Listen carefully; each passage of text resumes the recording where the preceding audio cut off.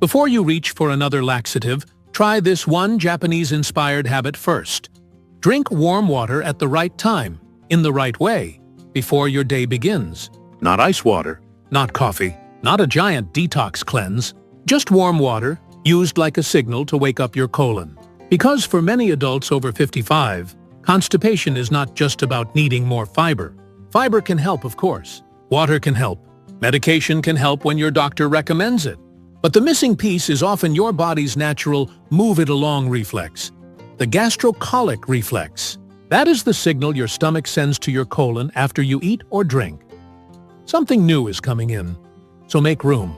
When that reflex gets weak, mornings become unpredictable. You feel bloated, heavy, backed up.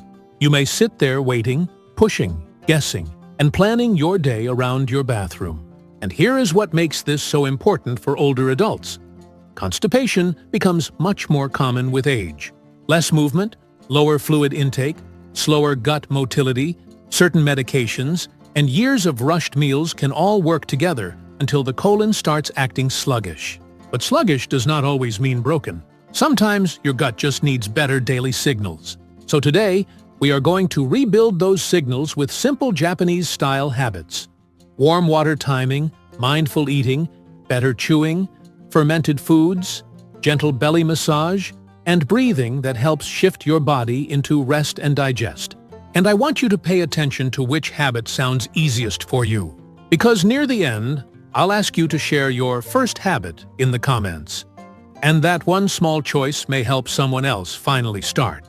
The most powerful place to begin is what I call the morning warm water window. Within the first hour after waking, before coffee and before breakfast, drink about 12 to 16 ounces of warm water slowly. Think warm like tea you can comfortably sip. Not boiling, not cold. Cold drinks can feel refreshing, but for a sensitive or sluggish gut, warm fluid is often gentler and more relaxing. For many people, this simple volume of warm water helps stretch the stomach enough to trigger that gastrocolic reflex. In plain English, your stomach wakes up and your colon gets the message to start moving. Now, you may hear people say to add lemon and sea salt. Lemon can make the water more pleasant and may help some people feel more digestive. Wake up! But the salt is not for everyone. If you have high blood pressure, kidney disease, heart failure, swelling in your legs, or you have been told to limit sodium, skip the salt unless your clinician specifically says it is okay. That matters. A habit can be natural and still be wrong for the wrong person. So here is the safer version. Warm water first. Lemon optional. Salt only if appropriate for your health situation. Sip it over 10 to 15 minutes. Then give your body a quiet window. Do not rush straight into coffee. Do not immediately eat a heavy breakfast. Let your gut receive the signal. And here is the comment question I want you to remember. Are you a coffee first person? Or could you try warm water first for just 3 mornings? Be honest, because many people over 60 have had the same routine for decades. Now, the morning window is the foundation. But the Japanese-style system works better when warm water is spaced through the day. A simple schedule looks like this. First window, morning, before breakfast. Second window, late morning, about 30 minutes before lunch. 8 ounces of plain warm water. Third window, mid-afternoon, when digestion often slows down, another 8 ounces of warm water. A squeeze of lemon is fine if your stomach tolerates it. Fourth window, early evening, 8 ounces of plain warm water. Sipped slowly. Not so late that it wakes you up all night to urinate. That last point is important. Many older adults already deal with nighttime bathroom trips, so adjust the evening timing. The goal is steady hydration, not disrupting sleep. This is not a cleanse. It is not meant to force your body. It is a rhythm. And rhythm is exactly what many sluggish colons are missing. The second habit is one of the most famous eating principles from Okinawa, Japan. Hara Hachi Bu. It means eating until you are about 80% full. Not stuffed, not uncomfortable, not one more bite because it tastes good, just satisfied. This matters because overeating creates a traffic jam in the digestive system. The stomach becomes overloaded. Food moves more slowly. The intestines receive more material than they can comfortably process. And when food sits too long, bloating and gas often follow. For older adults, this can be even more noticeable because gut motility may already be slower. So hara hachibu is not just a longevity phrase. It is a practical digestive strategy. Here is the simplest way to practice it in America. Before eating, put about 20% less food on your plate than usual. You are not starving yourself. You are giving your stomach room to work. Then pause halfway through the meal and ask, am I still hungry? Or am I just continuing because food is there? That one question can change your digestion. A warm cup of roasted barley tea, called mugicha in Japan, can help too. It is caffeine-free, mild, and often served warm or cool. For this purpose, warm is better. Sip it during or after meals to slow your pace and signal that the meal is ending. If you are watching this and thinking, I was raised to clean my plate, comment, clean plate, below. You are not alone. Many older adults learned that habit young. But your digestive system may now need a different rule. The third habit is the 30-chew rhythm. This may sound too simple, but chewing is where digestion begins. When you chew thoroughly, you break food into smaller pieces, mix it with saliva, and send early signals to the stomach, pancreas, and intestines that food is on the way. When you swallow large pieces quickly, your stomach has to work harder. More poorly digested material can reach the colon, where bacteria ferment it. That can mean more gas, pressure, and bloating. You do not need to count every bite forever. But for one meal a day, try this. Choose a bite of food and chew until the texture is soft and almost smooth before swallowing. For many people, that is around 20 to 30 chews, depending on the food. Meat takes longer. Raw vegetables take longer. Soft foods take less. The number is not magic. The goal is to stop eating like you are in a race. A useful rule is this: if you can still identify the food by big chunks and rough texture, chew a little more. This habit helps in two ways. It reduces the burden on your digestive tract, and it naturally slows the meal, making hara hachibu easier. That is why chewing and 80% fullness belong together. One controls speed. The other controls volume. The fourth habit is fermented food, but in a gentle, senior-friendly way. In Japanese meals, fermented foods like miso and natto are common. They are not treated like miracle supplements. They are treated like normal food. That is a healthier mindset. Miso is fermented soybean paste. When used correctly, it can add beneficial microbes, savory flavor, and comfort to a simple bowl of broth. But here is the mistake many people make. They boil it hard. Very high heat may reduce some of the living qualities people want from fermented foods, so make it gently. Warm 8 to 10 ounces of water or low-sodium broth. Add thinly sliced cabbage or greens and let them soften. Turn off the heat. Then stir in 1 teaspoon of miso until it dissolves. Add a little fresh grated ginger if you like. This gives you warmth, fluid, fermented flavor, and soft plant fiber in one bowl.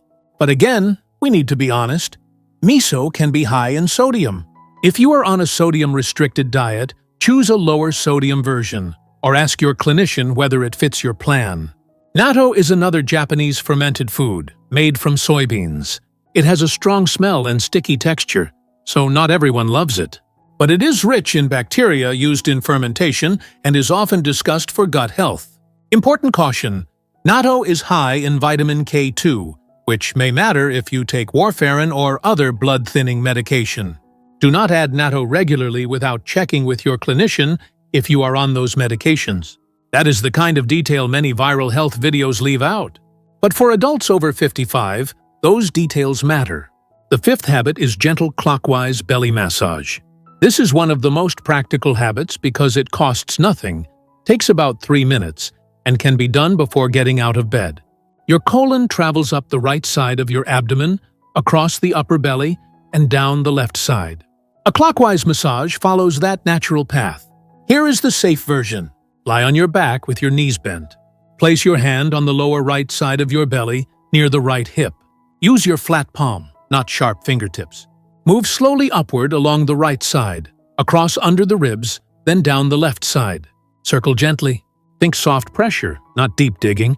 Do this for 2 to 3 minutes in the morning, ideally after your warm water. If you have severe abdominal pain, a hernia, unexplained swelling, recent surgery, inflammatory bowel disease flare-ups, diverticulitis, or you are not sure what is causing your symptoms, do not press on your abdomen. Get medical guidance first. The goal is not to force anything. The goal is to remind the body to move.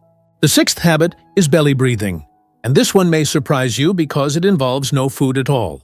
Your gut is deeply connected to your nervous system.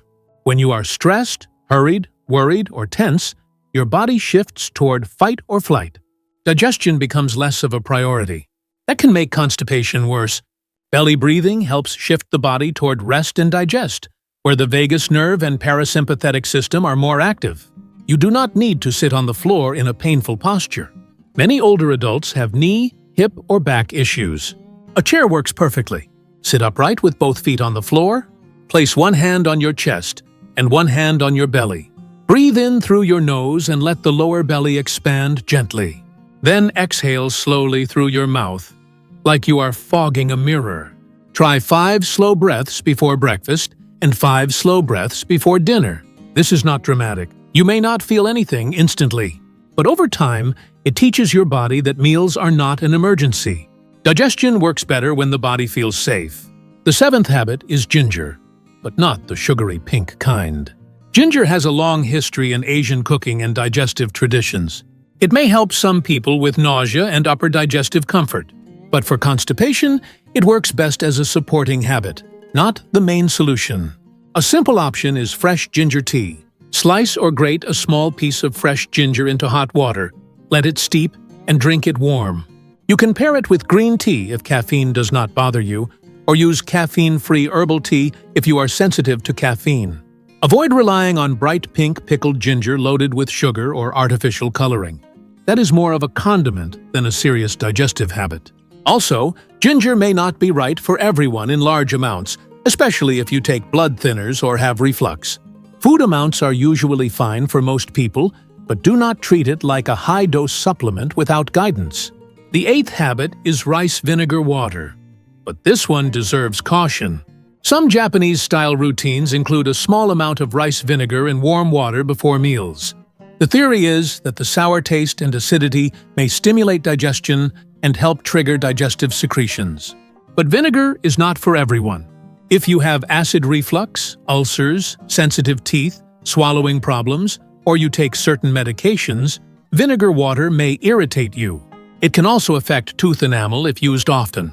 So if you try it, keep it mild. 1 teaspoon of plain rice vinegar in a full glass of warm water, not a tablespoon at first. Do not use sweetened rice vinegar. Do not drink it straight. Rinse your mouth afterward. And if your stomach burns, stop. Your body is giving you information. Now let's put this into a simple 7-day routine. For the first 3 days, do only 2 things.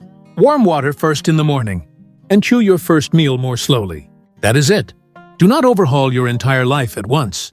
If you change 8 things tomorrow, you will probably quit by Friday.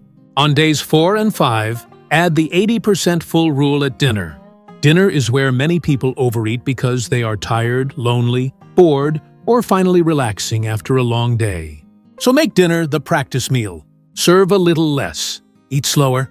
Stop before heavy fullness. On days 6 and 7, add either miso broth or gentle belly massage. Choose one. This is how habits stick, one signal at a time. And while you are doing this, track 3 things: bloating, comfort, and predictability. Not perfection. Predictability? Because for many older adults, the real burden of constipation is not just the physical discomfort. It is the uncertainty. Can I leave the house? Will I feel pressure all morning? Will I need to plan my errands around a bathroom? A calmer colon can give you back confidence. But there are times when constipation should not be handled at home. Call your doctor promptly if you have blood in the stool, unexplained weight loss, vomiting, fever, severe abdominal pain, a sudden major change in bowel habits, black stools, or constipation that is new and persistent. Also talk with your clinician if you rely on laxatives regularly or if your constipation started after a new medication. There is no shame in getting help. Laxatives are not bad. They can be useful and necessary. The goal is not to throw away medical care. The goal is to rebuild daily habits so your colon has more natural support. So here is your starting point. Tomorrow morning, before coffee, Drink warm water. Sit quietly. Breathe slowly. Give your body a chance to respond. At your first meal, chew more than usual. At dinner, stop at satisfied, not stuffed. That is the Japanese-inspired colon rhythm in its simplest form. Warmth, timing, calm, moderation, and consistency. And now, I would love to hear from you. Which one would be easiest for you to start? Warm water first, chewing slower, 80% full, miso broth, or belly massage? Share your answer in the comments, because your choice may encourage another person over 60 who has been struggling silently. Your gut does not need punishment. It needs rhythm, not a harsh cleanse, not fear, not another promise in a bottle. Just the right signals repeated daily until your body remembers how to move again.